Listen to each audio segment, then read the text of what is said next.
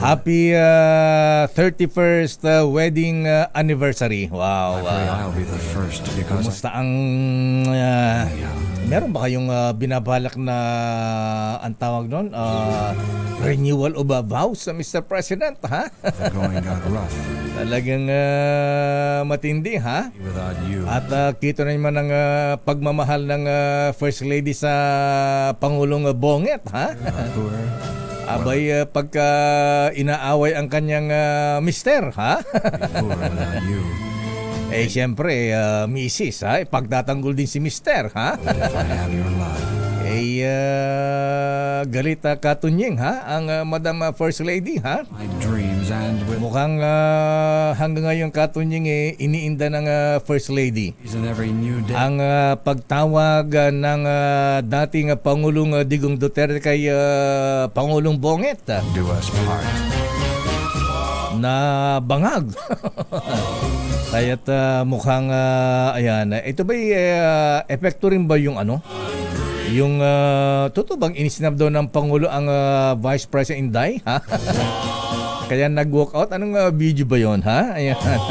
Abay, feeling ni Madam Vice President, parang iniisnab yata siya kaya nagmamadaling umalis dun sa saan ba yun? Yung welcome party ba yun? Nung dumating ang Pangulong Marcos mula po sa kanyang biyahe sa Amerika. Damdaming bayan. So, yan ating susubaybayan, ha? Kailan ba ilalabas yung interview mo katunyang kay Madam First Lady, ha? Pero alam po niyo, mahabigan ni siguro Madam First Lady, ma'am, Manang Aimee. Nag-uusap ba kayo ni sister-in-law? Siguro dapat mag-seminar ng konti ang Madam First Lady Lisa kay former First Lady Imelda Romualdez Marcos. Alam po niyo, nung martial law, alam natin na katakot-takot din ang banat sa mag-asawa, si FM at saka si FL, ha? Pero ang Madam First Lady Imelda Marcos, mga kaibigan, ang Madam Imeldific Justice, di ba? Chill-chill lang, cool lang. Parang hindi hindi natitinag ang dating First Lady. Ayan, yun ang kaibahan yata nila ni Madam First Lady Lisa. Ang Madam First Lady ay medyo medyo hot. Mainit ang ulo.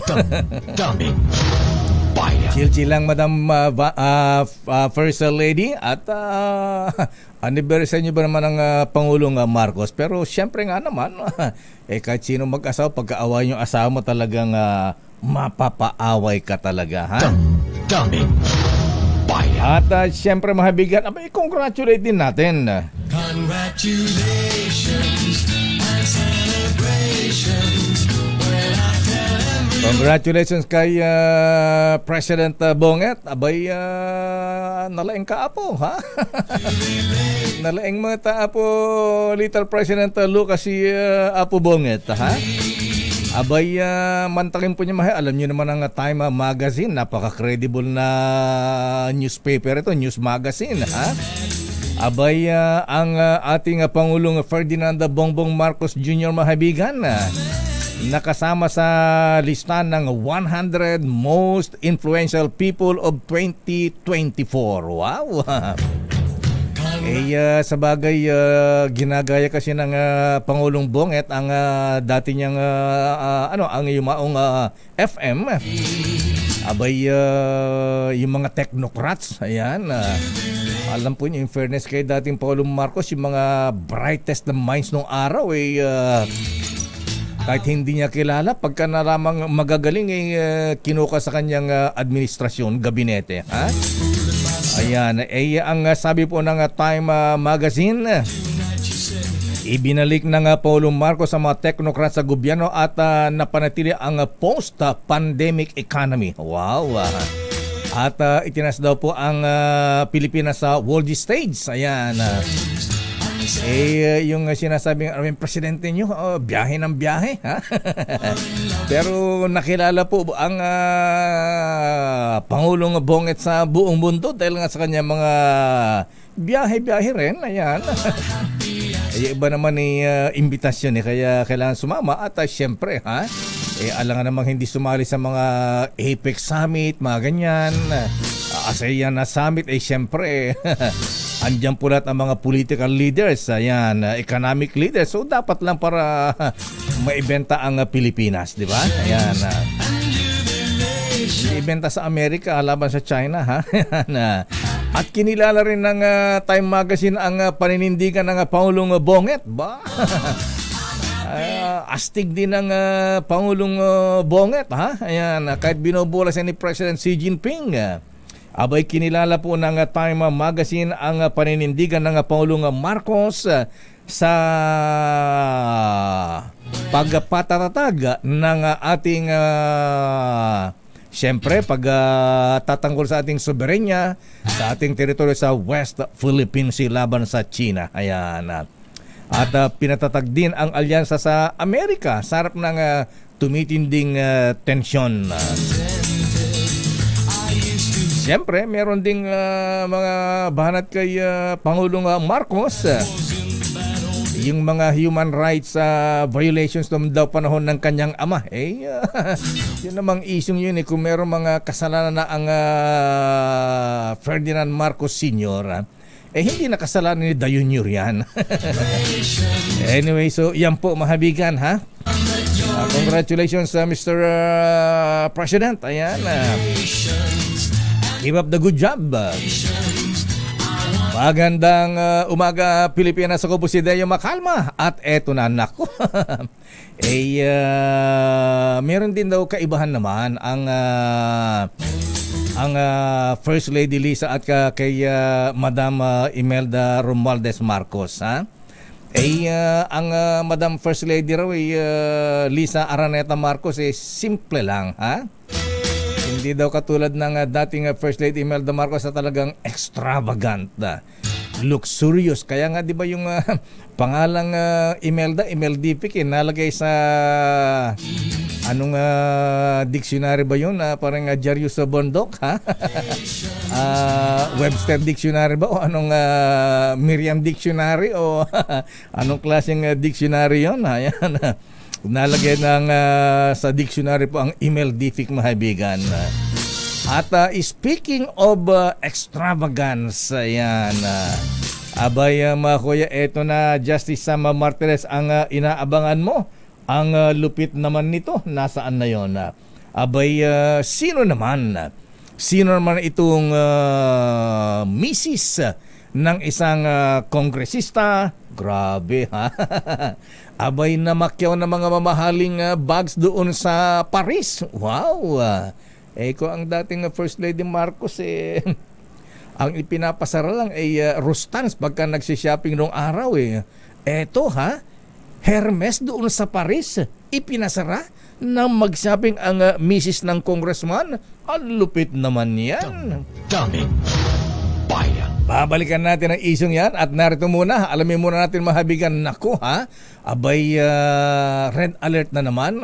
Yellow alert. Wala bang green alert? Anyway, mahabigan, meron tayong flash report. Flash report. Flash report! Pero para sa mga gustong magkapera dyan sa may San Pedro, Laguna, andyan po ang ating ninong ng bayan sa ating DZRH Malakas promo, si Sherwin Alfaro. Ayan, andyan po sa may barangay Bagong Silang, San Pedro, Laguna. Ayan, kaya kung nakikinig po sa DZRH, ha? Nanonood sa DZRH TV, lakasan nyo ang volume, baka marinig kayo ni Sherwin at bigyan kayo ng limpak-limpak na aginaldo. Flash report. Flash report. Ang Luzon grid, isa sa ilalim na naman sa red at yellow alert. Visayas grid, yellow alert din. Pero sa Visayas may mga nagkaroon ng power outage kahapon, ha? Aris number 5, Val Gonzalez, please come in. Val. Yes, Mayor. Isa sa ilalim nga ngayong hapon ng sa nangyari signal man nawala. Magpapatupad, Mayor, ngayong hapon ng yellow at red alert status ang Luzon grid dahil pa rin sa kakapusan ng supply ng kuryente. Sa abisong inilabas ng National Grid Corporation of the Philippines o NGCP, mula ngayong alas 3 hanggang alas 4 ng hapon ay sasailalim sa red alert status ang Luzon Grid. Mauulit nila ito mamayang alas 8 hanggang alas 10 ng gabi. Sa report ng NGCP, mayroong 12,892 megawatts na peak demand ng supply na halos pumantay na sa 13,397 megawatts lamang na available capacity. Sa ngayon nila, 19 pa rin na power plants ang magkakaroon o nagkaroon ng force outage. Isa ang gumagana pero sa ilalim ng derated o mayroong kakulangan ng kapasidad. Mula alauna ng hapon hanggang alas 11 ng gabi ay pahinto-hinto o intermittent din ang supply ng kuryente dahilan para magsasailalim sa yellow alert ang Luzon Grid. Sa ngayon ay nag-abiso na rin ng kalintulad na sitwasyon ng Visayas Grid mula alauna hanggang alas 9 ng gabi dahil sa pagpalya ng 13 nitong mga power plants.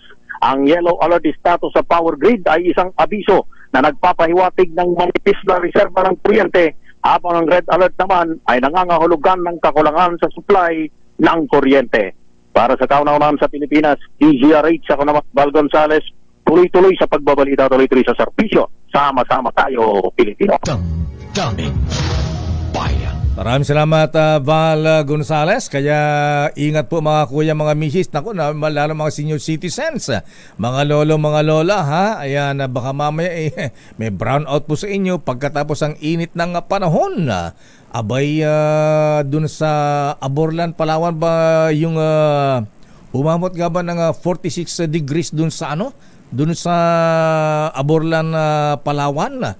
Abay, matindi na, ha? Kumusta ang mga bangos natin sa Dagupan City, Mayor Belen Fernandez, ha? Ang tindi rin po ng init ng panahon dyan po sa inyong syudad, dyan sa Dagupan, Pangasinan. Kaya ingat po tayo, ha? Ay yung mga adik sa golf, Idol Chris Laksa, ha? Abay, General Gordon Descanso, ha? Abay, siyempre yung ha? At least yung baron ng PMA Sandigan dito maingat, ha? Abay, kuya nga General Max Carong, ha? Abay, huwag mo nang masyadong maglaro ng golf, ha? Baka tayo pa ay mahit stroke. At ang Pangulong Bongbong Marcos, meron pong panawagan, ha? Nanawagan ang Pangulong Marcos ng whole of nation approach, ha? Sa gitna po ng pagpalya ng 30 power plants, ha? Kaya nga ang Pangulo inatasan na si Department of Energy Secretary na hindi natin naririnig, ha? Natutukan ng husto at magipagtulungan sa mga stakeholders, yung mga may-ari ng mga planta ng kuryente, ha? Yung mga generators ng power, ha? Abay, tugunan at dapat itong tinututukan ng ating Energy Secretary. At sabi ng Pangulo, magtipid daw sa kuryente, pero paano tayo magtitipid ng kuryente ganito, Mr. President? Mainit ang panahon, abay, kaya minsan tuloy yung mga electric fan inaabot ng 24 hours, ha? Pero ipahinga naman yan. Kaya siguro kita mo, Mr. President, kulang sa sa assignment itong si Energy Secretary na hindi natin nakikilala na, ha?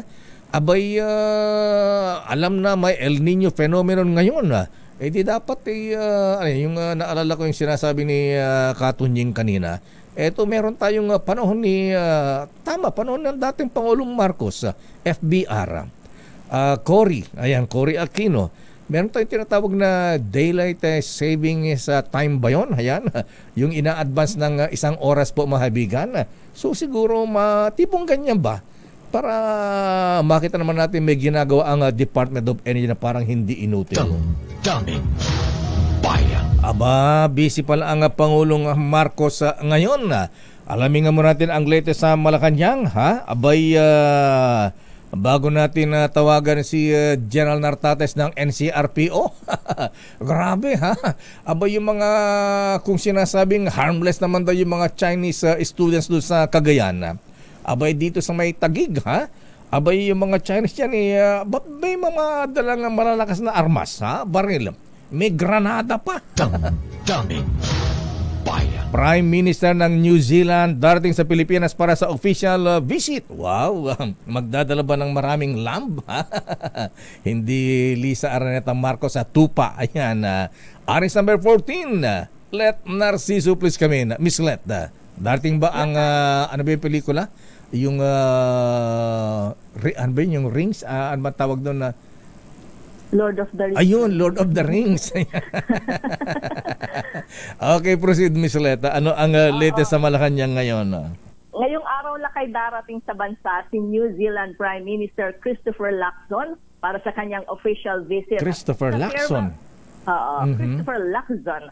Sa farewell visit kay Pangulong Ferdinand Marcos Jr. sa Malacanang kahapon, sinabi ni outgoing New Zealand Ambassador to the Philippines, Peter Kell, na gusto talagang bumisita ni Lacson sa Pilipinas. Mamayang hapon, nakatakdang makipagpulong ang Prime Minister kay Pangulong Marcos sa palasyo. Ayon kay Kell, suportado ni Lacson ang development agenda ng Administrasyong Marcos. Kaya naman, may bitbit itong 25 top business leaders para sa posibleng pamumuhunan sa Pilipinas. Inaasahang mas palalakasin ng dalawang bansa ang relasyon nito sa harap na rin ng nalalapit na paggunita sa ika-60 taon ng pagkakatatag ng diplomatic relations ng Pilipinas at New Zealand. Lakay? Kumusta naman yung mga kababayan natin sa New Zealand? Alam mo, ang dami nating mga OFW sa New Zealand, ha? Yung iba, mga nurses, ayan, yung iba, nasa mga, ang tawag na sa mga farm, yung mga rancho ng mga tupa. Oo, di ba nga, magaganda ang buhay ng mga Pilipino doon, yun ang balita natin. At saka, parang kakaunti yung mga tao doon. Kaya, di ba, nanghihikayat pa sila ng mga tao na pumunta sa kanilang bansa. Oo, chill-chill ang mga tao doon. Relax lang sila doon. Oo, Oo, kaya lang medyo malalayo yata ang agwat ng mga bahay doon. Tama ba? Kailangan pag mga ngapit bahay ka. Siyempre doon sa mga countryside, doon sa mga probinsya, medyo malalayo. Pero sa city naman, ayan, parang dito rin. Ayan, dikit-dikit. Pero ang kagandahan dyan yung kanilang health benefits. Kaya itong kaibigan namin ni Al Mendoza, itong si Mr. Danny sila, Mr. Cesar Lee, ha? Aba yung kanyang pamilya nung mag-retire sa Lexus. Aba, di ba ang puntahan? Canada, ayan, Mayor Joy Peñano, ha? New Zealand, Amerika. Dahil hinahabol yung mga health benefits. Ayan, kaya dyan, yung mga senior citizens, yung mga nagre-retire, gustong pupunta ng Canada o kaya New Zealand. Dahil maganda ang kanilang health benefits dyan. Anyway. Masarap palang tumanda doon. Ay, oo.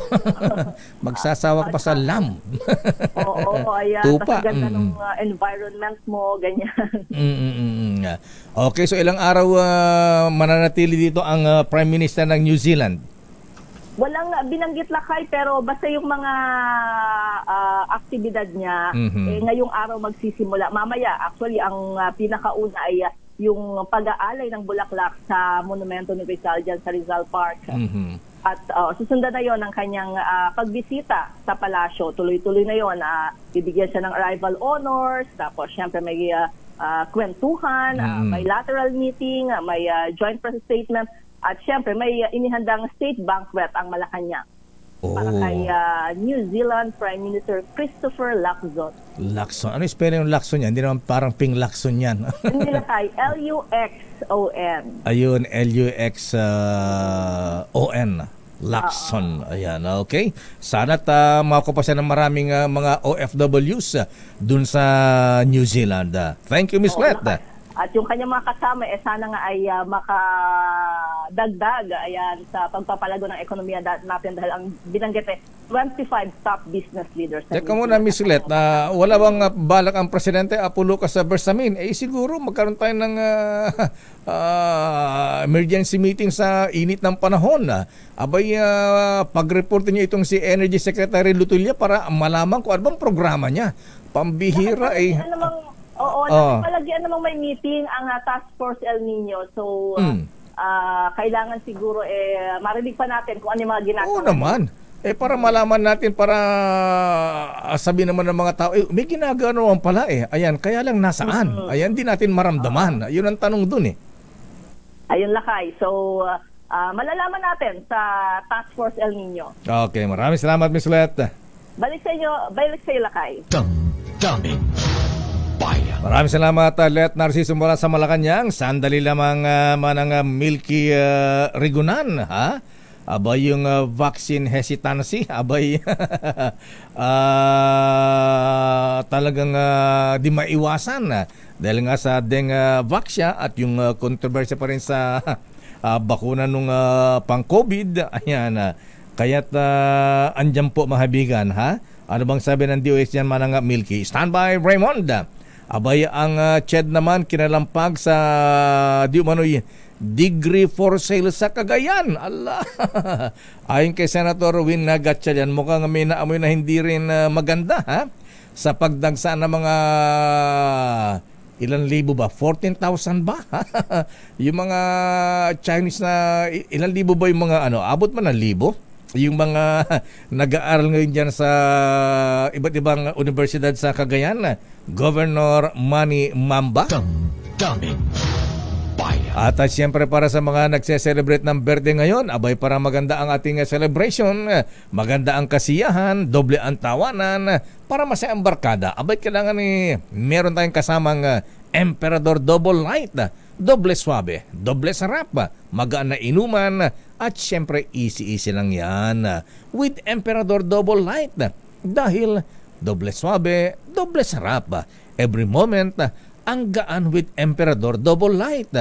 Emperador Double Light, doble swabe, doble sarap. Damdamin Bayan. Oras sa Chief Justice Alexander Jesmundo. Kumusta po kayo, CJ? Alas 8:33.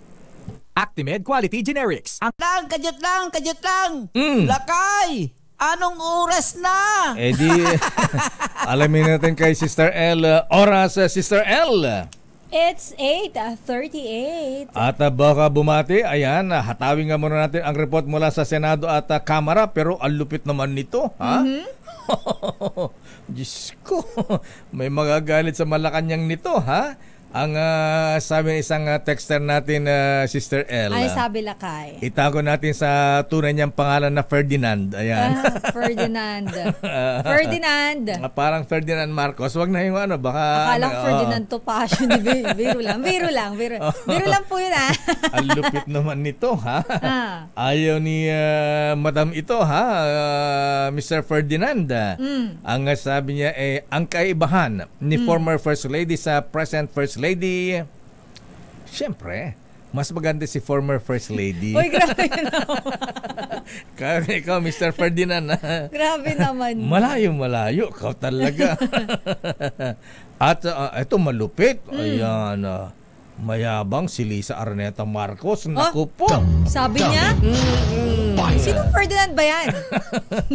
Wag na, baka mapahamak. Ay, parang feeling ko yung binabati mo na isa. Pero kilala kito, ha? Ang pangalan niya, Ferdinand, kinuha sa pangalan ng dating Pangulong Ferdinand Marcos Sr. Doon talaga pala kinuha.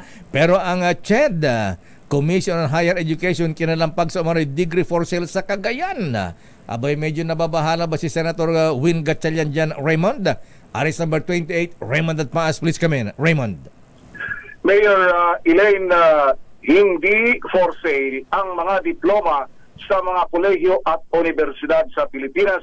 Ito ang dapat umanong mensahe na ating iparating sa mundo kasunod ng mga napaulat na degree for sale sa lalawigan ng Cagayan. Ayon kay Senador Sherwin Gatchalian, dapat ay kumilos agad ang Commission on Higher Education o CHED upang ito ay maimbestigahan. Kasunod ng report na may mga dayuhang estudyante na kayang magbayad ng hanggang 2 milyong piso kapalit ng degree sa kolehiyo kahit hindi naman talaga sila tapos ng pag-aaral.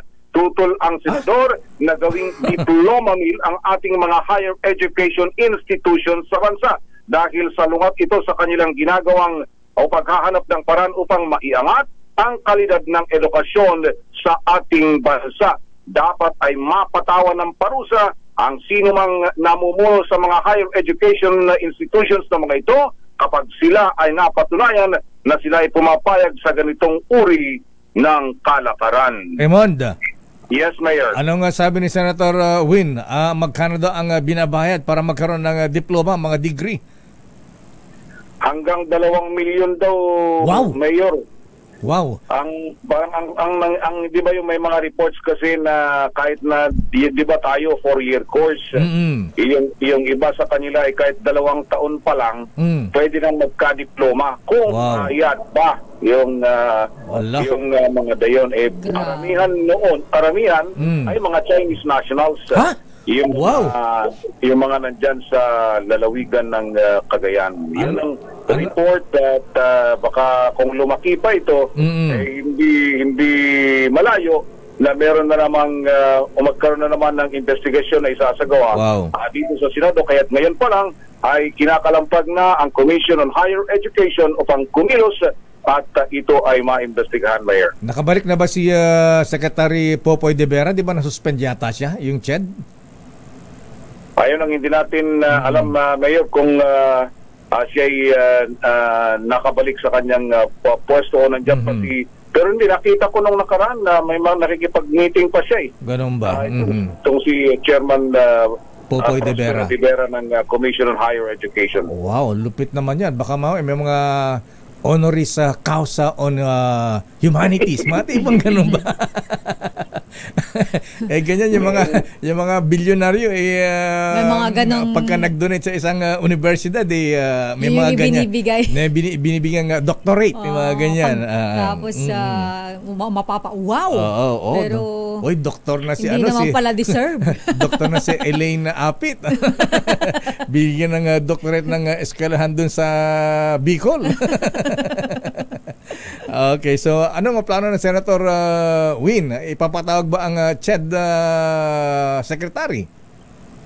Maghihintay muna sa mukhang sa turno ng kanyang pananalita, Mayor, mukhang hihintayin muna nilang kumilos yung CHED para magkaroon ng kanilang magsagawa ng investigasyon at magsumiti ng report para doon sila magbabase, Mayor, dahil dito sa Senado, tuloy-tuloy yung meeting ng EDCOM, yung Education Commission, pero nakatutok doon sa DepEd. Pero dahil nga sa lumabas na balitang ito, tiyak hindi rin naman mapipigilan na kanilang kalampagin ang Commission on Higher Education, Mayor. Pati si Congressman Asa Barber sa Manang Milky sa Kongreso, abay, medyo nababahala din. Bagamat sinasabi ni Governor Mamba na hindi, harmless ang mga Chinese students dito. Tsaka ang binabanggit ni Governor Mamba Lakay ay programa ng CHED. May mga scholarship daw tayo. Ayan, oo nga pala. Oo nga pala, ang BID din, Bureau of Immigration, ito ba mga Chinese students na dagsa ngayon may mga student visa ba sila? Working visa yung mga nagtatrabaho sa Pogo? Siguro dapat malinawan din yan. Anyway, Raymond, maraming salamat. So ano yan ang latest? Ano ang latest pa sa Senado? Mamaya siguro kung mabigyan kami ng pagkakataon pag makausap yung ibang mga senador, dahil nga doon naman sa kaso ni Pastor Apollo Kibuloy ay merong desisyon ang Korte Suprema o pinasasagot sila doon sa kaso ng dahil umakyat sa Korte Suprema ang kampo ni Pastor Kibuloy hinggil doon sa arrest order na kanilang ipinalabas laban sa nasabing leader ng Kingdom of Jesus Christ sa Davao City, Mayor. At ating alamin kung anong gagawin ngayon ng liderato ng Senado at ng Committee on Women and Children ni Senador Risa Hontiveros, Mayor. Maraming salamat, Raymond. Good morning. Para sa kauna-unahan sa Pilipinas, DZRH, ito si Raymond Advance, tuloy-tuloy sa pagbabalita, tuloy-tuloy sa serbisyo, sama-sama tayo, Pilipinas. Damdamin Bayan. Mula sa Senado, alamin natin ang report ni Manang Milky Sister L. Ang Department of Health hinamo na palakasin ang kampanya sa bakuna para naman maalis ang vaccine hesitancy ng publiko. Detalye balita mo RH12, Milky Rigunan. Manang Milky. Nakayat Sister L, dapat maalis na sa isipan ng mga Pinoy, lalo na ng mga magulang, ang takot at kawalan ng tiwala sa mga bakuna. Ginawa ni House Deputy Majority Leader Janet Garin ang apela sa gitna ng tumataas na kaso ng mga pertussis sa bansa. Ayon kay Garin na naging dating kalihim din ng Department of Health, hindi dapat matakot ang mga magulang na pabakunahan ang kanilang mga anak. Sa report ng DOH, 1,400 na ang kaso ng pertussis sa bansa mula noong Enero hanggang Abril at may git-anim na puna ang namatay. Sabi ni Garin, ang vaccine hesitancy ang dahilan ng pagtaas ng kaso ng pertussis, tigdas at yung pang mga sakit na maaring maiwasan kung may mga bakuna. Umatala si Garin sa DOH, palakasin ang kampanya at impormasyon sa mabuting dulot ng mga bakuna para maiwasan ang pagtaas ng kaso ng iba't ibang uri ng sakit na karaniwan biktima ang mga bata. Una nang sinabi ng DOH, inaasang darating sa bansa sa Hunyo ang may 3 milyong 5-in-1 vaccine doses at bumili na rin ng DPT doses laban naman sa diphtheria, pertussis at tetanus. Para sa kauna-una sa Pilipinas. Manang Milky, si Congresswoman Garin ang delanding kaya may mga vaccine hesitant. Dahil sa dengbak siya. Oo, sa dengbak siya. Pero ang sabi niya wag na daw, kumbaga ay idamay kasi ang dami din daw kaso lakay at Sister El, mga bata ngayon nagkakasakit dahil natatakot yung mga magulang na pabakunahan naman ito. Totoo yan. Pero dapat malakas ang kampanya ng DOH laban dito para maiwasan ang vaccine hesitancy, pabakunahan ng mga anak, lalo na lakay, maraming mga bakuna libre sa mga barangay health centers at dalhin daw yung kanilang mga anak doon. So dapat ang Health Secretary Ted Herbosa dapat makuha niya yung credibility ng dating Health Secretary Juan Flavier. Ayan, di ba? Pagka Dr. Juan Flavier ang nagsabi, let's do it. Ayan. Abay, siya ang nangunguna sa mga nagtuturok, nagbibigyan ng bakuna. Yung bakuna drops ba? Yung anong tawag doon? Polio yun, lakay laban. Polio, oo. Pagka ang Secretary Senator Juan Flavier ang nagsabi noon, ang daming 100% ang tiwala. Ayan, pati paggamit ng luminous condom na naman. Lokay. Pero ang dami sumubok. Parang regalo noon ni Secretary Juan Flavier. Nakatanggap yata ng isang kahon na di ba na-interview Dr. Joe Tarok dito sa DZRS nagpakita pa ng mga sample. Iba ang iba ang galing at humor ng dating Secretary Juan Flavier talaga. Nag-gain niya kasi yung trust ng public. Yes. Sana maibalik ang trust ng ating mga mamayan sa ating mga opisyal, lalo na ang Health Secretary. Maraming salamat, Manang Milky. Oy, teka muna. Ano nga plano ni Congressman Asa Barbers? Magpapatawag din ba ng investigasyon dun sa di matapos-tapos na issue ng mga Chinese sa Cagayan?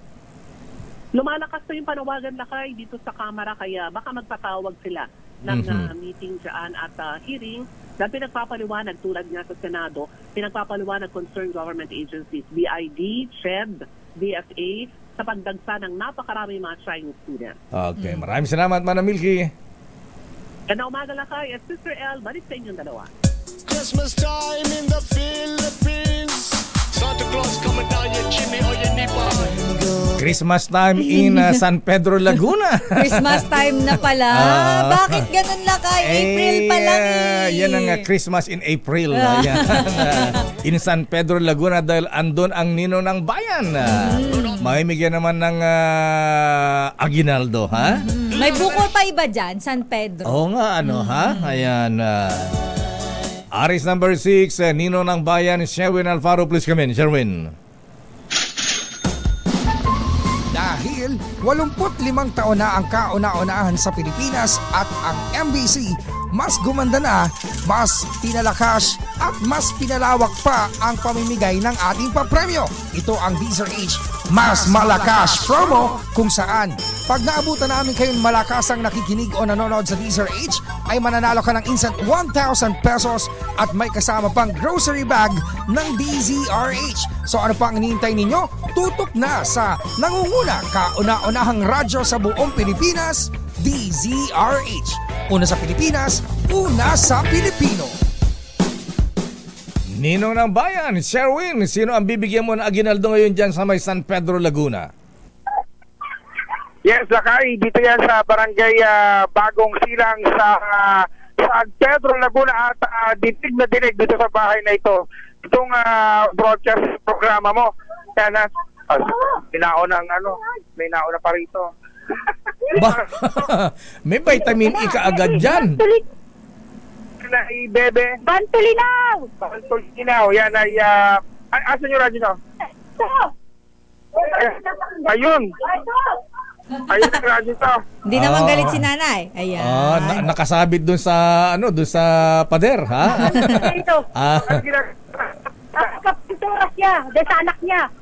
Masitinda-tindahan. Oo, papapintura siya. Anong pangalan ni ate? Ate Katakis. Saka, biro mo, nagpipito si Ate Bebe. Oo, Bebe Katakis. Kahit na gawain ng lalaki, ay nagawa ko. Oh, talaga? Anong trabaho ni ate? Karpintero? Wala siyang trabaho, laki na permanente. Wala. Kung ito, kagaya nito tindahan, sinasagutan niya. Oo, pinapapinturahan niya. Oh. Yan. At para may may pagkain. wala pagkain. Wala. Bigyan mo ng pambili ng pagkain si ate. Bira, oo. Ito mga sa pag-umaga. Hindi, yung alma. Aba. Ito na rin 1,000 pesos. Mr. L, nandito sila. Ay, hello po, nanay. Ay, ate Bebe. Ayan, good morning. Ayan, bigyan mo din ng vitamin si ate. Para lalo kang lumakas, Ate Bebe. Ito, bigyan ka namin ng... asan ang asawa mo? Wala ko nakanta talaga ako, ikaw naman. Ay. Single pala si ate. Single. Oo. Imbitahan mo na lang mga barkada mo. Ay, kami ni... Ayun. Ayan. Kasi lalagyan pa natin ang kasamang... Chaser. Gambal niya na, R. Oh. May vitamin R din. Ayan, Arsicola Mega. Wow. Pag kumanda, yan, gaganda ka pa. Gamit ang t-shirt. Yan. At Tuwan-tuwa si ate. Ito, pinakamabigat na grocery bag na tingyari. Alam mo, kanina na napapag mo lang na dito Sherwin, puputol-putol. Kwento mo yung kanina na binanggit ko na napapakinggan mo lang to. Ito, nandito na ngayon. Oo. Isisere. Napapakinggan ko araw-araw, Lunes hanggang Biyernes. Ay, thank you po. Sabi niya, naiingit daw siya sa mga taga-Maynila at nararating lang dito. Ngayon, sabihin na na. Naiingit niya ako sa Maynila. Doon lang sila. Ngayon ko nakita sila, Sir Wayne. Ngayon nakarating na sa San Pedro, Laguna. Nandiyan na nanay, nanalo ka pa. Ay, ate, good morning. Love you.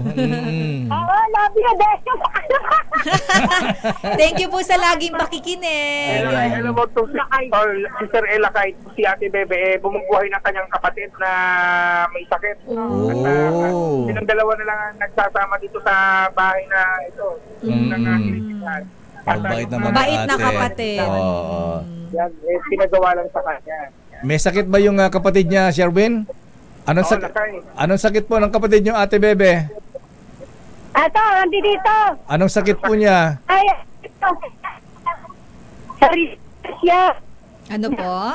Ano daw, Sherwin? Anong sakit? Papagorilyo yan, magaling na. Kasi tapyas yan eh, may tapyas na siya. Magaling na. Tapyas ang baga? Oo, may tapyas. Pero magaling na. Ayan. Sige, para lalong gumaling yung kapatid po niyo, bigyan pa ng 1,000, Sherwin. Dagdag na 1,000, Dagdag na ng 1,000 para pambili ng gamot. Lalong gumaling, para gumaling na kaagad. 1,000! Ayun, may 2,000 na si nanay, si Ate Bebe. Na may sakit. Muna siya. Pambili ng bigas. Ayan, Dito, may bigas. Yung grocery niya, may kasama ng bigas. Ayun. Tapos daw yung bigas, kailangan bumili para ng bigas. Ayan. Rice is life kasi. Kaya, nako, maraming salamat sa inyo. Ayan, pagaling. Salamat. Ayan. Merry Christmas, Ate Bebe. Ayan na. Pero 1,000 pero nadagdagan pa ng 1,000 2,000. Pang vitamin E, meron pang vitamin R, meron pang grocery, meron pang sila, di ba? Maraming salamat. Ayan, welcome po. Sige po, alagaan niyo yung kapatid niyo para gumaling ka agad. Okay, maraming salamat, Sherwin. Love you, I love you. Love you po. ate. Love you. Mwah, mwah. Lakay dalaga pa to. Love you, ate. Yan. Irereto kita kay Boy Katipay. Parang Boy Katipay. Pero mga guys, manalo ng 1,000 pesos baka kayo lang susunod nating winner sa Laser H Mas Malakas from RH number 6. Surit Battle para tuloy-tuloy sa pagpabalita, tuloy-tuloy sa servisyo, sama-sama tayong Pilipino. Maraming salamat, Sherwin Alfaro, at kay Ate Bebe Katakis. Ang cute ni Ate Bebe, tuwan-tuwa siya. At Gedwer sa kanyang kapatid. Ayan. At ayan ang ating DZRH Malakas promo. Dahil 85 taon na ang kauna-unahan sa Pilipinas at ang MBC mas gumanda na, mas pinalakas at mas pinalawak pa ang pamimigay ng ating papremyo. Ito ang DZRH Mas Malakas promo kung saan pag naabutan namin kayong malakasang nakikinig o nanonood sa DZRH ay mananalo ka ng instant 1,000 pesos at may kasama pang grocery bag ng DZRH. So ano pang hinihintay ninyo? Tutok na sa nangunguna kauna-unahang radyo sa buong Pilipinas, DZRH. Una sa Pilipinas, una sa Pilipino.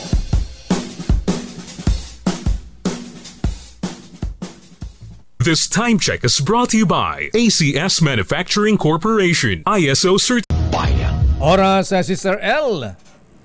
It's 9:01. Oras na para kausapin natin ang direktor ng NCRPO, si General Jose Melencio Nartates. I-congratulate din natin sila, Sister L, dahil may accomplishment sila. Abay, may tatlong Chinese hinuli dahil nagmamayari ito ng mga baril at meron pang granada. Naku. Grabe, ha? General Nartates, sir, magandang umaga po sa inyo, General, sir. Umaga po, Manong Deo and ating Sister L. Good morning po, sa ating General. mga tagapakinig, magandang umaga po.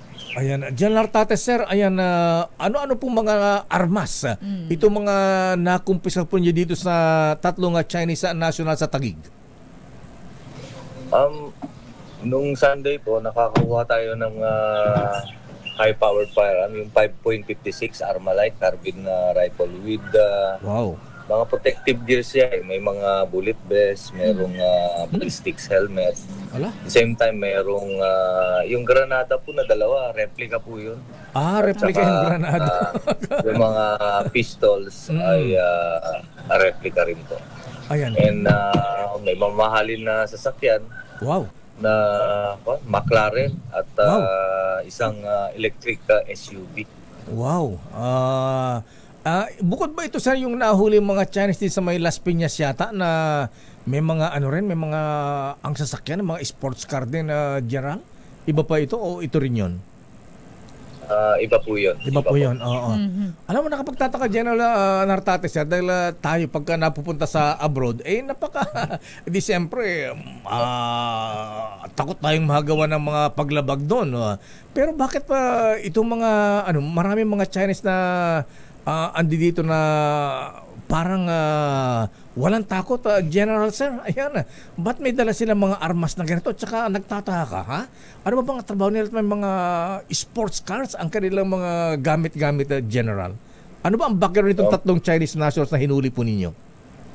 Ang suspetsa natin po dito, Manong, ito ay may involvement sa mga business katulad ng Pogo at or internet gaming license. Ito po yung mga nagpa-facilitate, ito po yung mga nagpi-finance, at the same time mga support, mga admin support sa mga business na ito. Bakit daw po may dala-dala silang mga high-powered firearms, General, sir? Ayan, yan po ang tinitingnan natin. Gustong-gusto lang ba nila na magkaroon ng armas? Or gusto lang ba nilang magpa-picture? Or ito ay ginagamit nila? Kung titignan natin in the past, there are cases committed by or against them, mga Pogo employees or something to do with the Pogo. Ito yung may mga robbery sa Skyway, kung natatandaan niyo po. Ay, oo. Meron din yung mga yung mga serious illegal detention as well as kidnapping and death cases. Yung mga foreign nationals, particularly Vietnamese or Chinese, ay sila na mismo ang nagkikidnapan at minsan ay nagsasakitan, umaabot sa patayan. So yan po ang tinitignan natin, and maybe these items ay ginagamit sa ganitong mga aktibidades. General Nartates, sir, ito rin po ba yung, tama ba ako, yung isa po nilang kasamahan ay inaresto matapos po magtangkang mang-bribe, mangsuhol? Ay, manuhol, oo. Tama po yun.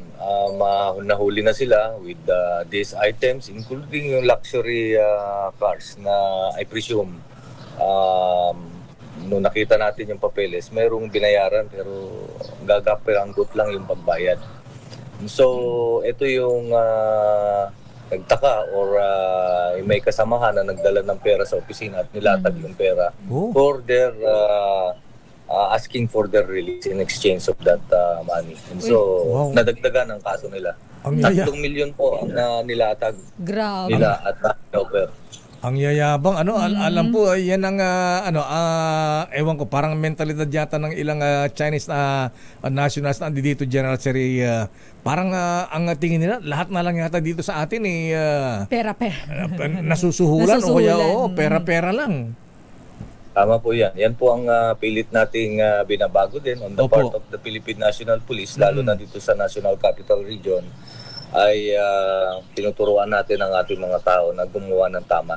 At itong bagay na pera na ito, itong pagkakataon na ito, itong pera na ito, hindi kakayaman ng pulis. Mataas na po ang sweldo ng Philippine National Police at dyan ay makontento kami. And so nagre-react naman at sumusunod naman ang ating kapulisan. Kaya yan ang... So, non-available itong kaso nila, malalakas na baril itong dala nila, General Nartates, sir. Tapos may kasama pang bribery case ngayon. Tama po yan, Manong. And we will be pursuing if these firearms were used in different cases or activities na ballistics naman po, nare-record check po yan. And importante, ang isa pa is makuha natin kung saan ang pinanggalingan. Ayun. Non-available ba, sir, itong available naman itong mga kasong ganito na illegal possession of firearms? Available po. Available, okay. So, alam po nyo, ang dami mga illegal activities ng mga Chinese nationals dito sa atin, General Sir. Ito ba'y sindikato ito o ito ay grupo-grupo lang o organized criminal syndicate ang mga ito? Yan po ang ating tinitignan mabuti, lalong-lalo na in pursuit of the cases na masulba natin. Kasi in the past, katulad niyan, maraming tayong nakikita at isa na rin na reklamo ng ating komunidad na yung mga Chinese usually foreign national na pumupunta sa restaurant, pumupunta sa mall, and even on the streets, nakikitaan sila ng mga bodyguards. Ayun, at gumagamit pa.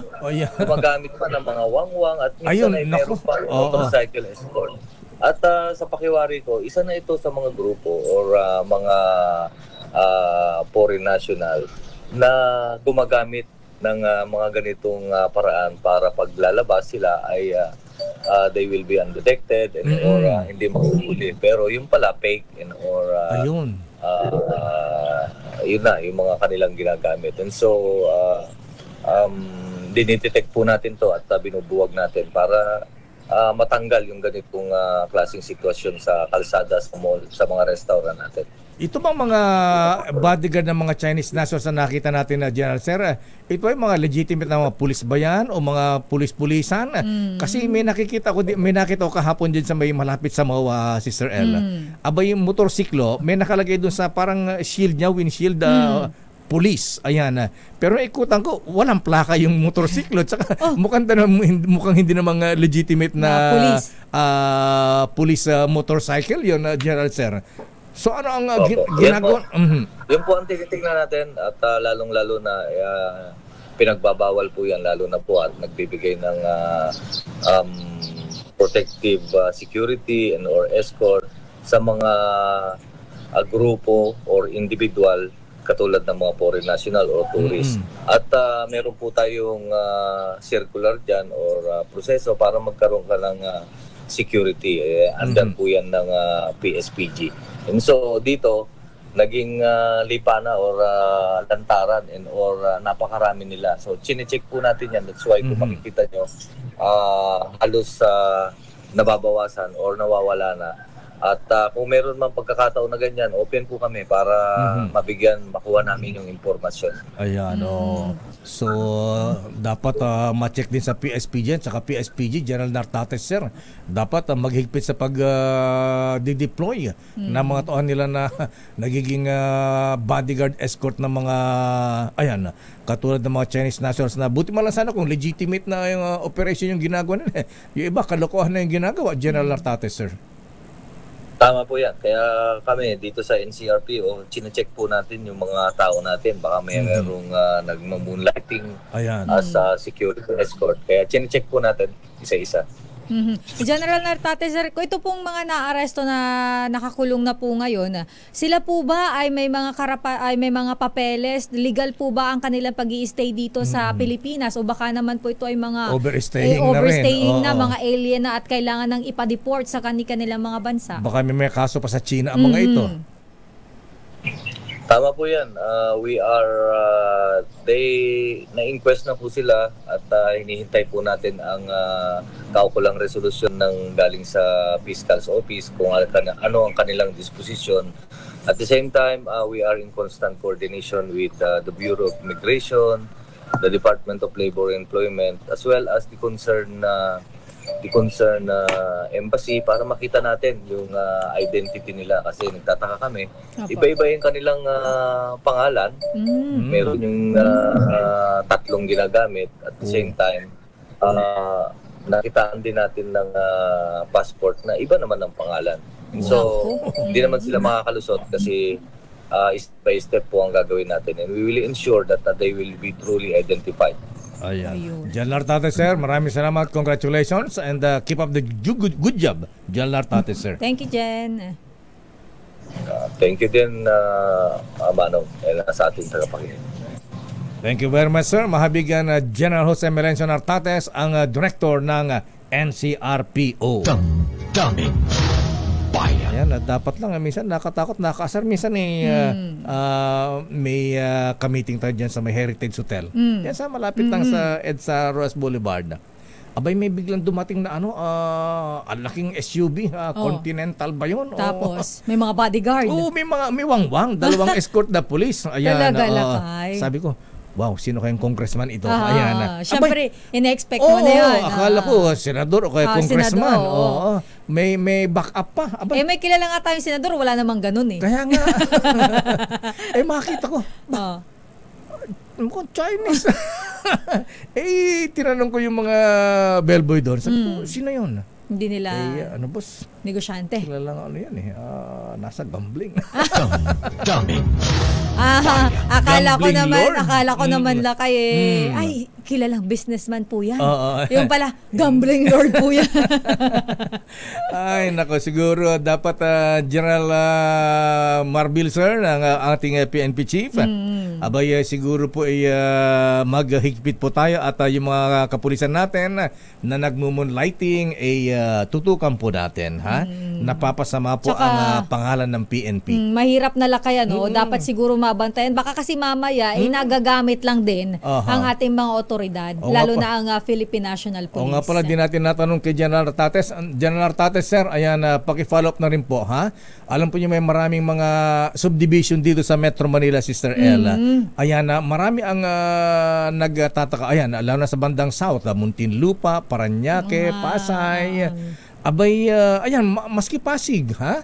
Abay, dagsaan yung mga Chinese nationals na kung magpakuha ng mga sticker sa subdivision. Abay, ang daming mga sasakyan. So siguro baka naman Lakay mayroon sila dong tindahan ng sasakyan. Dealer na pala. Katulad na lamang nung nakumpiskan ng customs ng mga sports cars dun sa Ayala, Alabang. Sports car. Kaya marami pong nababahan ng mga residents sa mga ganyan. Yung presensya ba ng mga hindi ka nais-nais, kaduda-duda. Nagdudulot na tuloy Lakay ng yung imbis na may peace of mind yung ating mga kababayan. Ikakaba-kaba sila. Bakit ba halimbawa kapitbahay mo, abay biglang yung isang bahay doon, ang daming nakatira doon, ang daming sasakyan, paiba-iba. Tapos foreigner. Foreigner. Hindi man mga Pinoy. Ayan. Magulat ka baka may something na doon sa loob, di ba? Tapos mga escort. Siguro dyan Lartate, sir, ayan sa bagay yung ibang subdivision, mga association dyan nakipag-coordinate sa PNP. Ayan, dapat matutukan din natin ang mga iyan. Pero nakapag-break na po ba kayo mga kuya? Aba, parelax-relax lang, ha? Ayan, pero teka muna, ha? Bati mo natin ng happy birthday si Derby Garcia. Ay, Derby, happy birthday. At ganoon din si Mark sa Macalma, happy birthday. Pinabati ni Marco, ni Carl, ni Paeng, at saka si Mika. Happy birthday. At happy birthday din kay Kuyang Engineer Philomer Glorious PG Selly. Pagbati mo na Kuyang Phil Selly. At kay Caitlin Milana Camano, Noble Pablo Domingo at Noble Alfred Martin ng Katimugan Shrine Club. Happy birthday mga brethren. At ganoon din si Vicky Acuña ng Tangos South Navotas City. At nag-aabang daw ng malakas promo sa kanilang lugar, Sherwin. At yung DCRH t-shirt daw, sabi ni JP Acuña. At syempre pero bago ang lahat, Sister El, abay, i-congratulate din natin ang mga ito. Sino yan?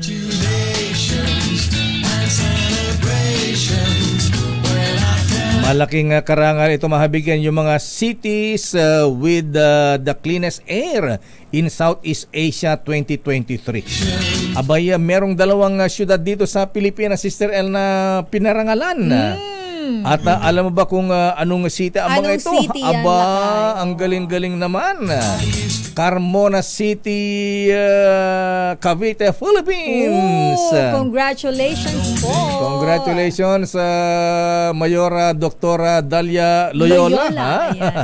Ang dating girlfriend ni Congressman Roy Loyola ng Cavite. Congratulations. At kasama rin ang Calamba City. Ayan, sino ba ang mayor ng Calamba? Sino ang congratulations. mayor ng Calamba?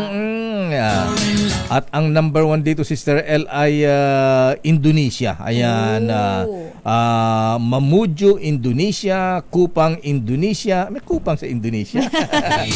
At Travina, Vietnam. At siyempre sumunod po dito ang Carmona City at Calamba City, Philippines. Congratulations. Ayan, fresh air dyan, Sister L. Cities with the cleanest air in Southeast Asia 2023. Last year yan.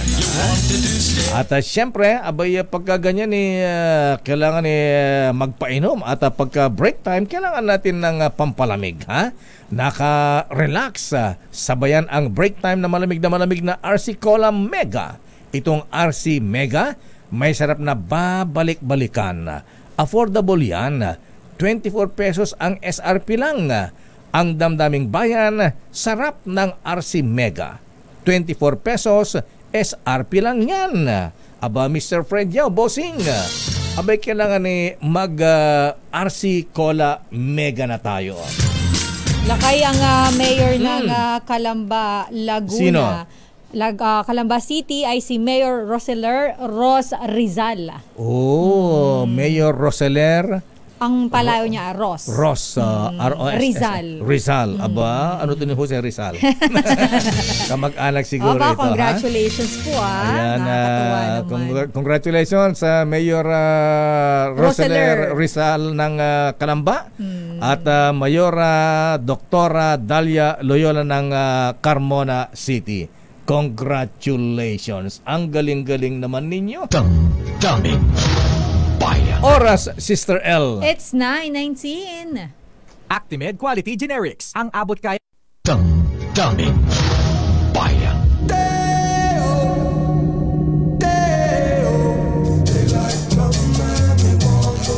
Oras, Sister L. 24 minutes na po after 9. Nakot, nabibiti na si Justice Sam. Asa na lang kayo espesyal na balita mo? O nga't, pasensya na, Justice Sam. Oo, marami po kasi. Yung maraming report ha? Ayan. Sino daw yung misis ng congressman na namakyaw ng mamahaling bag sa Paris? Mga brand yan, Lakay? Aba, syempre, top of the line. Mukhang tinalo si Sharon Cuneta at Jinky Pacquiao at Heart Evangelista. Pero sandali lamang, may report si Edniel Parosa, Boy Gonzales, Jun Timakutak. Nasa ba yung report nila? Oy, Lotto King, asan yung mga report? Wala naman sa akin. Pero kung ang problema po ay blood sugar level, Mr. Michael is my guy. Oy, sabi ni Mr. Michael is my guy, ha? Abay, ibigay mo kay Sister L. Uy, Lotto King. Yeah. Dinig na dinig yung pagtakbo mo. Ayan, sabi ni Mr. Michael Ismagay, itago mo ang dollar mo, ha? Naku, 57 plus na ang palitan ng dollar ngayon. Abay, kaya itago mo yung birthday gift niyang $200. Ayan. Papaswerte yun, Lakay. Hindi ko pa mapalitan yun. Ayan. Tago mo yan. Naku, eto na opening, sabi ni Mr. is my guy.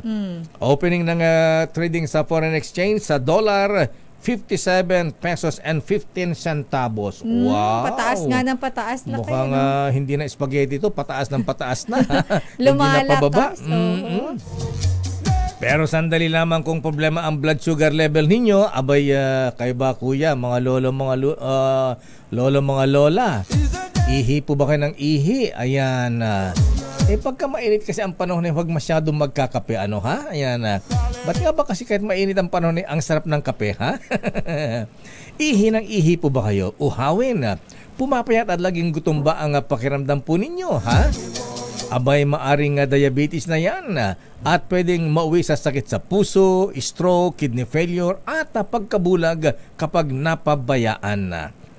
Dapat mag-regular exercise, proper diet, uminom ng resetang gamot na bigyan ng doktor at samahan po ng Cogent DB+. Good morning, Professor Boy Benesa. Kumusta mga estudyante natin, ha? Ang Cogent DB Plus ay isang herbal supplement na may taglay na siyam na Ayurvedic herbs. Nagbibigyan ng nutritional support para pagbutihin ang blood sugar level natin. Palakasin natin immune system para magbigay ng proteksyon sa ating mga vital organs. Lakas ng katawan para malabanan ang komplikasyon dulot ng diabetes. Sa natural na paraan yan, mga ating mga kuya, ha? Sa Cogent DB Plus, malakas ang depensa mo laban sa diabetes. Ang Cogent DB Plus ay mabibili sa Mercury Drug at Watson sa drugstores nationwide at online na rin sa Shopee at Lazada. Standby din Nicole Lopez. Sandali lang mga Sister L at batiin din natin. Mga brethren, ay good morning. Most worshipful Don Ramas Uipiching at Deputy Grandmaster Ariel Kayanan. Abay, pinapaalalan ang mga brethren na magpa-register na kuyang Dado Milagrito, ha? Para po sa ating darating na ANCOM, Annual Communication ng mga Freemasons, dyan po sa may Clark City, McKinney, Pampanga. Ayan. Kita-kits mga brethren, 25, 26, 27 yan. At good luck sa ating mga brethren, yung mga candidates dyan ay good luck. General Ruel Rivera ng BJMP, Noble June Samaniego, Very Worshipful Illustrious Nelson Yao, Uyang Very Worshipful Gerard Ceballos, abay Noble Hussein Shamsuddin, abay Kuyang Very Worshipful August Rojas, abay ikaw pala ay candidate din, ha? Sa lahat natin mga brethren na candidate sa pagiging Junior Grand, good luck and may the best man win. At siyempre, bago natin tawagan ang report ni Edniel, Abay, tinatawagan din natin si Mr. Ronald M. Lim. Abay, nakiusap po yung mga biktima yung mag-asawang Viloria at Dagimol dun sa Hawaii.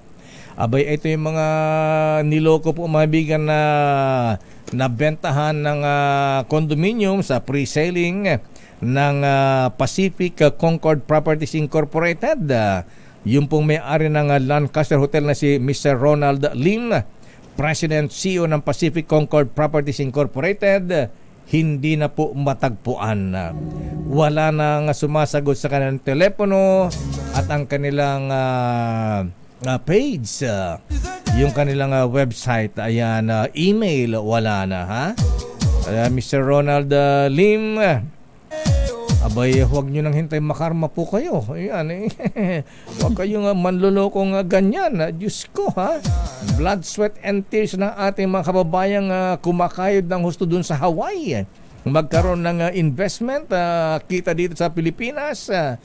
Pinagpaguran sa banana plantation, sugar cane plantation, pineapple plantation. Nagtrabaho sa mga hotel, restaurant at mga odd jobs dun sa Hawaii. Pagkatapos lolokohin nyo lang. Ay, nako talaga.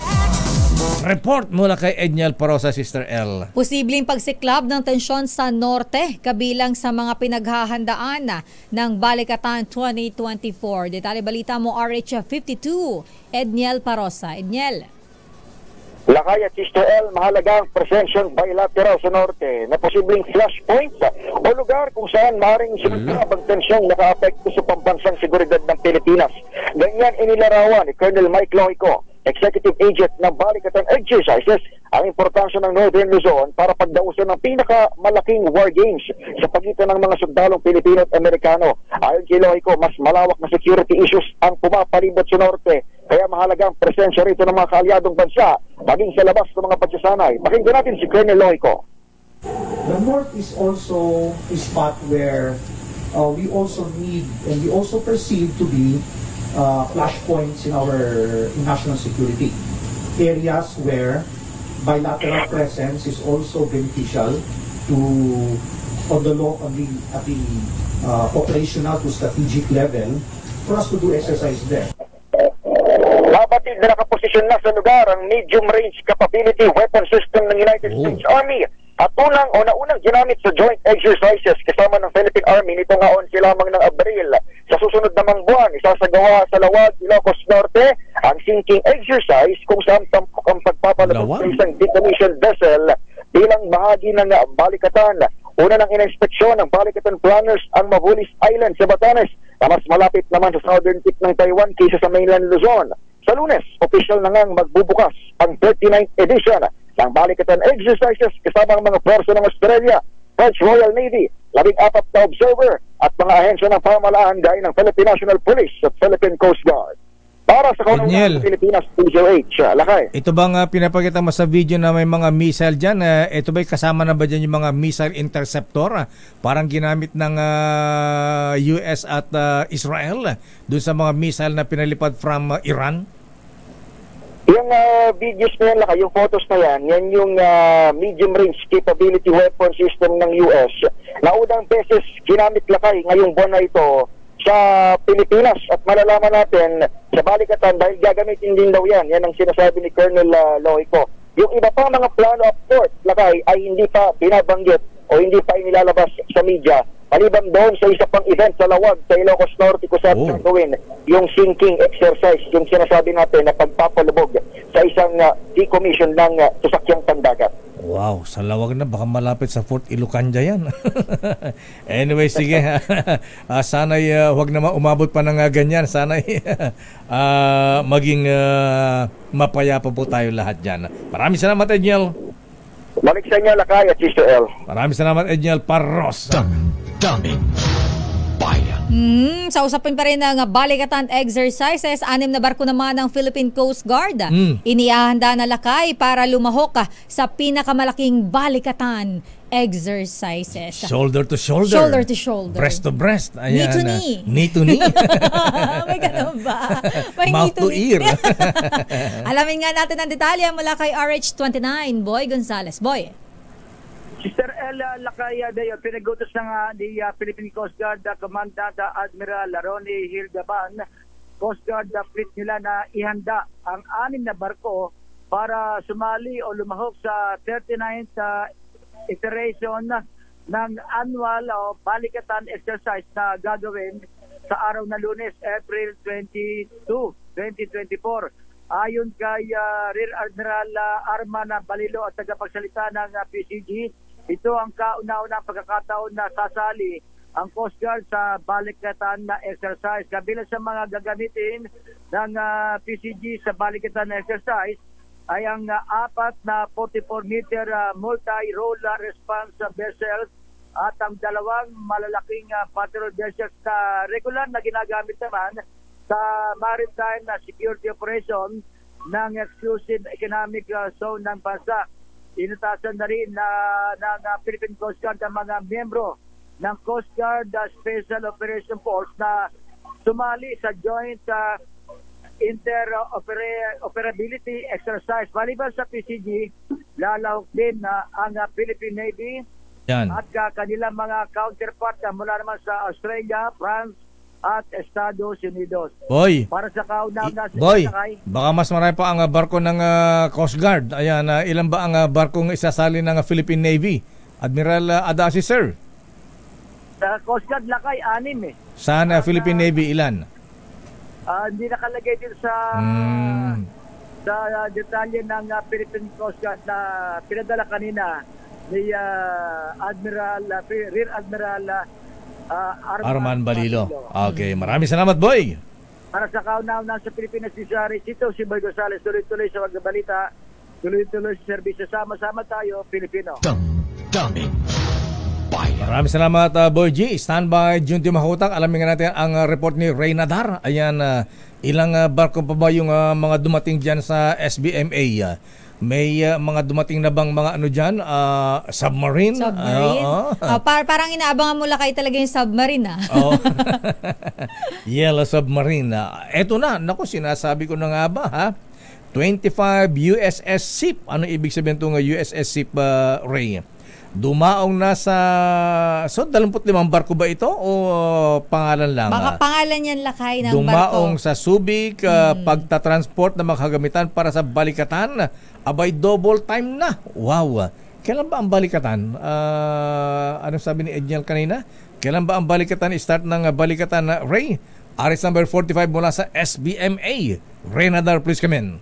Good morning, Lakay at Sister L. Ang umpisa ng balikatan ay ngayong Lunes na, April 22. Kaya puspusan na at paspasan na yung pagdadala nila ng kanilang gagamitan doon sa gawin ng Ilocos Norte.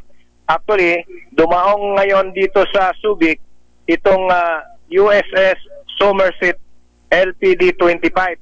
Yung number ng barko, landing platform dock ship. Ito yung kargahan ng kanilang mga tangkidigera at ilang pang gagamitan. At lulan din diyan yung HMMWB. Ay ibig sabihin, High Mobility Multipurpose Vehicle na parang Humvee. Dahil sa 5 araw na lamang ang pag-umpisa ng balikatan exercises sa taong ito ay puspusa na. At napakarami pang mga kagamitan ang nakalapag dito sa airport at sa port, sa pier, dito sa SBMA. Dahil ang nangyari dito, Lakay at Sister L, kalat-kalat ang paglapag ng kanilang mga kagamitan dahil yung dating mga ginagamit na mga areas dito sa SBMA na nirintahan lamang nila ay okupado na ng mga commercial area. Kaya para sila ngayong mga hilong-talilong dahil yung iba ay nakikiusap na kung pwede silang i-dock o makidock dito sa property ni Tony Cuangco, yung kanyang beach resort dito. Pero hindi naman ganoon kadali dahil kinakailangan muna ang mabigat o yung sabihin yung coordination sa may-ari at ng SBMA at nitong organizer nitong balikitan dito ngayon sa SBMA o sa Subic, Lakay. Kaya dito ngayon ay hindi lang mga private trucks ang makikita mo dito na nag-aapura na ikakarga itong mga kanilang mga kagamitan, pati na yung mga organizer mismo ay marami ng kinokontaks upang madagdagan pa yung mga transport vehicle na ikakarga nga itong kanilang mga gamit dito mula rito sa Subic papuntang Ilocos dahil aabot ng 2 araw ang biyahe papunta roon sa Ilocos region. Baliban sa mga heavy equipment, marami ring mga containerized na mga gamitan sila. Yung kanilang mga gamit na gagamitin nga dito sa balikatan exercise sapagkat ayon sa kanila, 5 araw na lang ang nalalabi upang officially ay mag-umpisa na itong sinasabing shoulder-to-shoulder exercises ng US at Pilipinas, Lakay. Okay.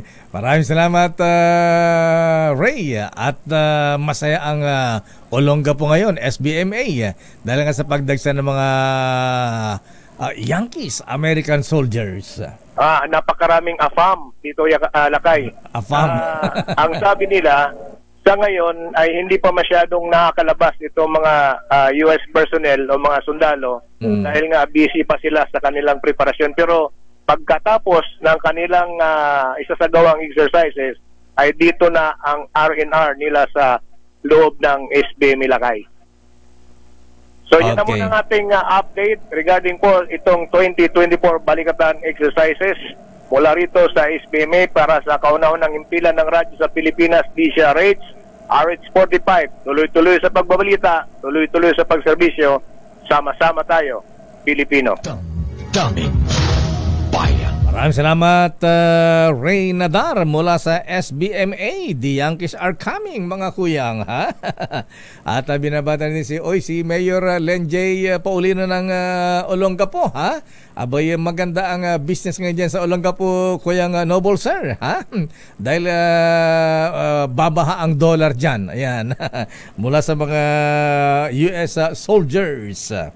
At binabati mo natin si Cheska.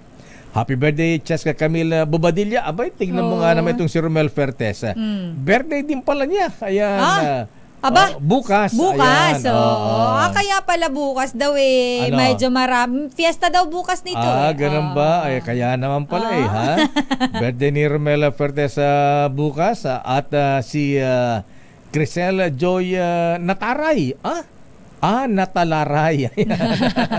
Ay, Criseline Joy Natalaray, happy birthday. At Neil Anthony Perez, happy birthday. At Fatima El Tayeb.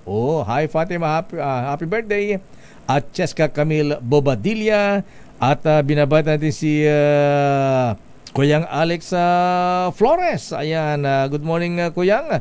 At paabot daw ng pakiramay, sabi ni Kuyang Mayor Joy Peñano ng Cavite. Paki-extend ang ating condolences sa family ni General Apolonio Paul Lacerna, PMA Class 71. Ayan, tayo po ay nakikiramay. Lakay, nanonood pala sa atin ngayon si Kaels Bartolome and of course si Karex Kayanong. Nanonood sila sa atin ngayon. At Kuyang Jermoy Pagaduan, ha? Ingat-ingat, ha? May golf daw sila sa Wakwak. Buti pa kayo, ha? Ayan, bibilad kayo ang init-init na panahon. Kuyang Moy, wag magtipid, ha? Kumuha ka ng umbrella girl, ha? Ayan, Kuyang Phil Selly. Ayan, si Engineer Sunny Mondehar. Sabi niya noong the World War II maraming Hapon dun sa Davao din. Ganun ba? Ayan. At binabati natin si Kid, Alex Acosta. Good morning, Kid, ha? Si Boy Lakjo. Ayan. Ay, Kuyang Gerald Odi Japana, good morning. Hi, hello po. At si paring Vic Lima, sabi niya, Lakay, ang hirap, sabi niya, yung aking electric fan, 24 hours na, pero ang hangin mula sa aking electric fan, mainit din ang labas. Maligo na lang po kayo. Maligo ng 3 beses sa isang araw. Kuyang Tom Angeles, good morning. Kuyang Judge Boyet Mapili, at Justice Fred Ampuan, Justice De Quiros, Justice Bong Pasqua, ayan, at Leo Bathan. Magandang umaga po sa inyo. Daming May report pala kay si Noche. Ano report ni Noche? Ang report ni Noche, yung mga operator ng Pumalyang Power Plant nag-double time na daw sa pagsasaayos para maibalik agad sa full operation ayon yan sa Department of Energy. So kailan ba maibabalik? RH27, Noche Kakas, Noche. Sister L at Lakay, dinidiskartehan na ng iba pang hakbang ng mga operators ng mga pumalyang planta ng kuryente para agad may balik sa full operation ang kanilang facility. Sunod na rin ito, Lakay at Sister L, ng kahilingan ng Department of Energy na mag-double time para bumalik muli sa normal ang power plant system sa bansa. Ayon kay Energy Secretary Rafael Lotilla, dapat umanong i-maximize ng mga power plant operators ang kanilang kaalaman sa energy upang agad masolusyonan ang kasalukuyang problema sa kuryente lalo na sa matinding init ng panahon. Maganda rin umanong gawin ang flexible work arrangement sa paraan ng mabilis na pagresolba sa problema sa mga pasilidad. Sa kabila nito, ikinatuwa naman ng ilang power concessionaires sa Lakay Sister L ang tulong ng ilang government agencies, private sector at ng publiko bilang pagsaklolo na matiyak na magpapatuloy ang power supply sa bansa. Mula sa kananan sa Pilipinas, DCRH. Ako sila di kakasutuloy sa pagbabalita, tuloy-tuloy serbisyo. Sama-sama tayo, Pilipino. Daming Maraming salamat, Noche Kakas. Ayan, kailangan din kalampagin ang mga power generators natin. Ay, kaya bumaba sila, Lakay, dun sa survey yung tiwala ng publiko bumaba. Nasa 50%. Kasama ang Department of Energy. sabi nga natin, bagamat sinasabi nung interview natin kahapon si ASEC Mario, ba yan? Marasigan. Marasigan ba yun? Oo. Kahit anong sabihin niya, hindi, nagsasalita. Saan? Hindi, nagtatrabaho daw, Lakay. Ganon? Nagtatrabaho. Dapat yan di ba pagka nagtatrabaho niyan, dapat, ayan, mainit ang issue ngayon, brownout, power outage. Di dapat Secretary Cheloy, patawag nyo nga sa Malacanang. Ayan, di ba pagka may mga ganyang issue na mainit, tinatawagan yung cabinet official na concern at pinagre-report sa Malacanang. Ayan, para alam natin kung ano ang kanilang ginagawa. Daming bayan. Naku, hindi lang pala sa West Philippines si Sister L, may mga Chinese vessels na nagmamasid. Bakit? Saan napunta na yung mga yan? Aba, pati sa Mindanao, meron na rin. Anong ginagawa nila doon? Aba, meron palang maritime exercises din sa Central Mindanao. Ayan, at habang isinasagawa ang maritime exercises, General Admiral Adasi, ayan, ng Philippine Navy, General Admiral Balilo, abay, meron ding Chinese vessels na nagmamasid doon sa MAREX Maritime Exercises sa Central Mindanao. Marami ba dyan? June Di Makutak, please come in. June.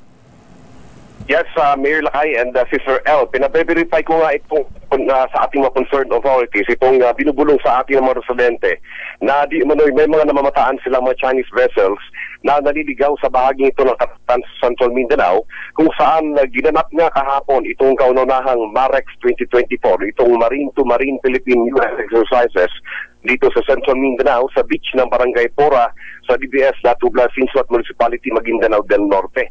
So kahapon, Mayor, ito at Sister L, narinig dito, nakita dito yung mga malalaking uri, mga armas na ginamit during that exercises. At itong ating mga seacraft ay marinig yung mga putok, na gamit lamang itong blank cartridge na ito.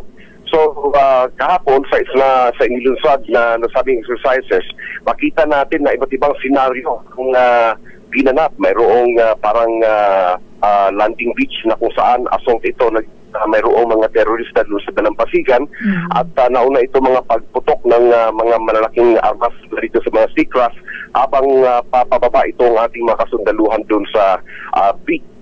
At ito nga kagabi at tinatawagan natin yung ating kaibigan ang 1st Marine Brigade Commanding General na si Eric Makaampak na siyang may concern dito sa EUR na ito ng bahagi ng Central Mindanao, ito sa BARM region, sa Maguindanao del Norte, kung na-verify na ba ito sa sabing report na nakikita ng mga sibilyan na may mga Chinese vessels na pagalagala sa area bago pa managanap itong nasabing sa 2024 na ito.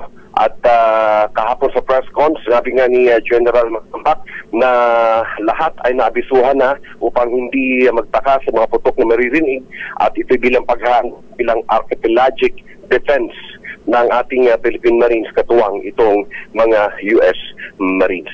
Yan, and Sister L, ang ating follow-up report mula sa Mindanao, RH19, June Di Makuta, tuloy-tuloy sa pagbabalita, tuloy-tuloy na service, sama-sama tayo, Pilipino.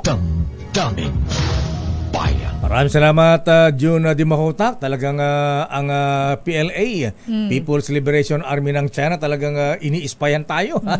Kung saan-saan na lang. Oo. Parang kabutitong mga tulakay, kung saan-saan na lang naiispatan, saan-saan sumusulpot. Ang dami nilang barko, ha? Ayan, dun sa Cagayan Valley, Batanes, Northern Luzon, hanggang Palawan, West Philippine Sea, Zambales, ayan, hanggang Mindanao. Meron silang sumusubaybay sa mga ginagawa natin military exercises po, mga kaibigan. Standby, Nicole Lopez. Naku, yung pagbagsak ng piso kontra dolyar, hindi raw senyales ng poor performance ayon sa Bangko Sentral ng Pilipinas. Mr. Michael Ismaygay, talagang lumalakas lang daw talaga ang US dollar. Wow. At happy birthday muna kay Dr. Fortunato Dona Grandesa. Happy birthday, Doc. Greetings from your pilgrims family, Eugene and Lou Cruz. Naku, yung mga pilgrims dyan, ha? Yung mga pilgrimage sa Israel. Ay may babala po, ha? May warning na huwag munang ituloy yung mga pagpunta sa Israel. Ayan, Egypt at saka Jordan. Dahil nga po sa sitwasyong mainit doon. Daming bayan. Oras, Sister L. It's 9:51. Number 1. Champion Blue Bar Mas natin mga justices sa Supreme Court. Hello po. Batiin din natin si Justice Joe Lopez, Sammy Gaerlan at Ricky Rosario. Ayan, good morning mga brethren. At siyempre, yung Manila Travel Square and Compass Club, tuloy ba ang meeting mamaya? Kuyang Fiscal Winnie Edad, Colonel Kuyang Ador, pagbagsak ng piso kontra dolyar hindi sinyales ng poor performance. US dollar lumalakas lang talaga. Ayon sa Bangko Sentral ng Pilipinas. Miss Nicole Lopez, please come in. Humina ang halaga ng piso kontra dolyar sa 57 pesos kada US dollar noong Martes. Ang pinakamahina nitong halaga matapos ang 17 buwan. Ito ang pinakamahinang performance ng Philippine peso kung saan humina ito ng 19 na sentimos mula noong magsara ang palitan sa 57 pesos and 35 centavos kada US dollar noong November 22, 2022. Pero kahit bumagsak ulit ang piso, sinabi ng Bangko Sentral ng Pilipinas na hindi ibig sabihin nito na humina ang ating currency, kundi lumakas lamang ang US dollar. Ayon kay BSP Governor Eli Remolona Jr., humina ang halaga ng piso dahil sa epekto ng geopolitical tensions gaya ng kaguluhan sa Middle East at ang mga espekulasyon ukol sa mga susunod na hakbang ng US Federal Reserve. Sa kabila nito, sinabi ni Remolona na hindi naman ganoon kalaki ang naging adjustment ng peso upang makaapekto sa inflation o galaw sa presyo ng mga bilihin. Bukod dito, ikinukonsidera rin ng Monetary Board na magbawas ng interest rates sa ika-4 na quarter ng taon o di kaya sa unang quarter ng 2025. Sabi naman ng BMI Country Risk and Industry Research, posible pang humina ang halaga ng piso kontra dolyar dahil sa mga pagbabago sa foreign markets. Sa katunayan, tansya nga ng research firm, posibleng magsara ang palitan ng piso kontra dolyar ngayong taon sa 56 pesos pero nakadepende ito sa mga gagawin ng US sa dolyar. Samantala, humina pa ang palitan ng piso kontra dolyar sa 57 pesos and 18 centavos kada US dollar. habang naitala sa $87.29 ang halaga ng kada bariles ng Brent crude sa pandaigdigang merkado. At yan ang ating balita sa mundo ng negosyo. Your business is our business. Mula sa kauna-unahan sa Pilipinas, DZRH, ito si Nicole Lopez. Tuloy-tuloy sa pagbabalita, tuloy-tuloy sa serbisyo. Sama-sama tayo, Pilipino. Your business is our business. Maraming salamat, Miss Nicole Lopez. Naku, wag naman sana umabot ng 58 pesos per dollar. Kaya lang matutuwa si Manong Maela Pagalan nito. Bakit, Ayan. Marami ba siya? From Hawaii, Sister L. Abay, mas minabuti niyang mag-retire dito sa Pilipinas, sa Ilocos. Siyempre nga naman, yung dollar niya na pensyon. Abay, time is 57. Ang laki ng palitan, Laki niyan. Kaya yung mga, siguro tuwan-tuwa lakay. Marami kasi tayo lakay na mga dito. Nagtatrabaho dito, pero sa ibang bansa talaga sila lakay. Yung mga online jobs. Dollar ba ang sweldo nila? Dollar lakay ang sweldo ng mga yan. Ayan. Ay, Manong Maela Pagala, good morning. At lahat ng mga taga-barangay Salana, Pinili, Ilocos Norte. Mabuhay po kayo dyan. At batilan natin si Arta Sarmiento ng Verde Heights dyan sa San Jose del Monte, Bulacan. Aba, advance happy birthday, bossing Arta Sarmiento. Binabati ni Kuyang Odi Japana at si ating Karina. At binabati rin natin si nasa bata ayaw ayan. Binabati natin si Kuyang Libunaw. Ayan, magandang umaga po. Ba't naghagis ko to? Naghang? Ayan. Anyway. Naghang hindi bago yung cellphone mo. Ayun. Si Kuyang Rene Libunaw. Good morning, Kuyang Rene Libunaw, Abay, kumusta mga sarap ng pinapaitan dyan tsaka tinolang manok? Kasarap po. Magandang umaga po sa mga taga Quezon, Nueva Ecija. Report mula kay Yuel Reyes. Alamin natin na kaya mga latest na balita sa Metro Manila ngayon mula kay Yuel Reyes. Yuel. Good morning, Lakay. Sister L, good news sa mga naghahanap ng murang bigas. Bakit? Mabibili sa Navota Sports Complex ang tig 39 pesos kada kilo na bigas. Simula alas 9 yan ngayong umaga hanggang alas 11 ng umaga. Mabibili ang 39 pesos na bigas sa kadiwa ng Pangulo at magpapatuloy mula alauna ng hapon hanggang alas 3 ng hapon. Wala ring limit kung ilang kilo ang bibilhing bigas. Samantala sa Las Piñas, pinaalalahanan ng Las Piñas LGU ang deadline para sa renewal ng business permit. Ayon sa Business Permit and Licensing Office, hanggang April 22 na lamang ang deadline para sa renewal ng business permit, alinsunod na rin sa direktiba ni Mayor Mel Aguilar. Samantala sa Caloocan, binuksan na sa publiko ang dalawang bagong health center. Ito ay sa North Caloocan, ang Camarin Health Center sa Barangay 175 at ang Ascoville Health Center sa Barangay 185. Pagtitiyak ng LGU, mayroon itong doktor, nurse, dentista at may sapat din na gamot at iba pang mga serbisyo. Para naman sa agwat o sa heat index ngayong araw, asahan na mararamdaman sa 40 degrees Celsius sa Pasay City at 39 degrees Celsius sa Science Garden sa Quezon City. Yan ang latest sa Metro Manila ngayon. Para sa kauna-unahan sa Pilipinas, DZRH, ito si Yuel Reyes, tuloy-tuloy sa pagbabalita, tuloy-tuloy sa serbisyo. Sama-sama tayo, Pilipino. Maraming salamat, Yuel Reyes. Talagang ang init talaga mahabigan. Lalong ramdam mo yung init, sister, pagka galing ka sa, katulad na sa opisina, malamig, may aircon. Paglabas mo, naku, Diyos ko po, kainit. Paglabas mo lakay, matik baskin. Napapaso, Kaya ingat po, kailangan hydrated tayo, Ayan, ikaw, Kuyang Dado Milagrito, At happy birthday daw kay Kuyang Ronald Badillo alias Gaspar. At sa lahat mo ng mga brethren, mga officers ng Grand Lands of the Philippines, ayan, good luck sa ating ANCOM mga brethren. Most worshipful Don Ramas Uipiching, Deputy Grand Master Ariel Kayanan, Right Worshipful Raul Canon, Right Worshipful BBM Bob Moran. The road is long. May naghahanap ng special na balita mo, Lakay. Sabi dito, anyari sa special na balita, Lakay. Nasaan na? Gagayin ko po si dating House Speaker Pantaleon Bebot Alvarez. I am sorry. Bukas po. Bukas so may po, utang bukas. sa atin sila kaya Oo nasa listahan yan. Dami kasi malalaking Excited report ako dun sa With Me. Ganun ba? Ano ba Ayan. mga pinagbibili niyan? Mga Yves Saint Laurent? Ay, wala Dior, yan. mga Hermes, Louis Vuitton. Abay, yun, nabanggit mo na. Ayan. Yung pinakamamahal na bag. Ayan, di natin tuloy na pag-usapan si Raymond Almasan ng Meralco Boys. Aba, oo nga, lakay pag-uusapan sana natin yan. Pagka ikaw ay nahuli, huwag kang manunuhol.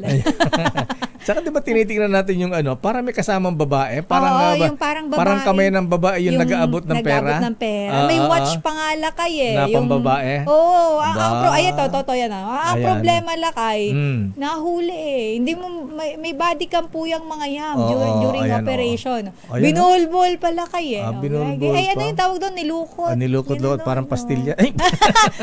Iba yun.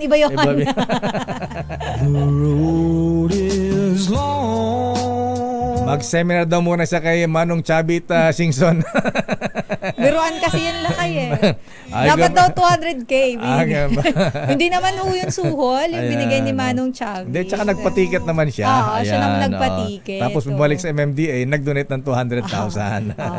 Ay po, Gobernador Chabit, ano na nangyari sa pagiging peacemaker mo kay Pangulong Bonget at Pangulong Digong? Nakausap niyo na ho ba? At yan na mahibiyan ang kabahan natin palatuntunang damdaming bayan.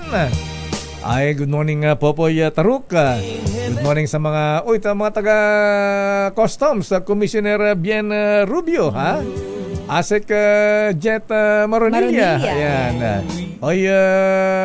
Bern Enciso. Ayan, kumusta ka na pare ko? Ang multi-millionaire, billionaire na ito ng customs, binabati ni General June Caparas. Basta sa mga nag-comment, sabi dito, suhol daw, puro naman etneb. Lukot-lukot pa. Pagkatapos pag-usabay, plaplansyahin pa. Pala na tayo! Sister Helpo, Elaine namin. Ako po si Deo Makalma. Susunod na operasyon tulong, Miss May Binauhan, Wonder Woman. Bye-bye, stay safe, ingat po sa heat stroke. He ain't heavy. Biogesic sa